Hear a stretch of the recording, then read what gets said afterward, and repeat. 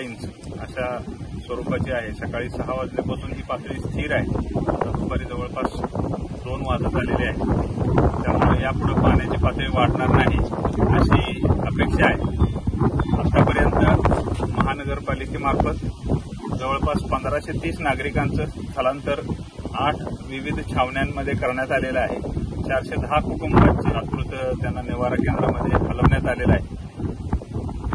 पातळी अजून वाढणार नाही, तथापि वाढली तरी देखील प्रशासन त्यासाठी सज्ज आहे। अजूनही निवारा केंद्राची संख्या देखील आपण व्यवस्था करून ठेवलेली आहे। त्यामुळे नागरिकांनी घाबरून जाऊ नये, कुठल्याही अफवांवर विश्वास ठेवू नये आणि प्रशासनामार्फत ज्या सूचना दिल्या जातील त्याचं तंतोतंत पालन करावे।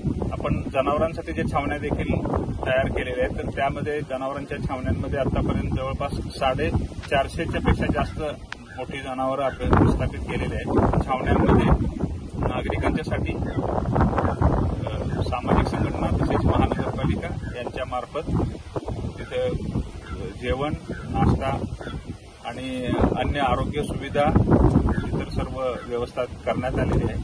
तसेच जनावरांसाठी देखील शासनामार्फत तसेच काही सामाजिक संघटनांमार्फत चाऱ्याची व्यवस्था देखील करण्यात आलेली आहे। एकूणच आलेले हे संकट आहे हे यापुढे वाढणार नाही अशी आपण आशा करूया। परंतु जर पाणी कदाचित पाऊस काय आणखी जर आला तर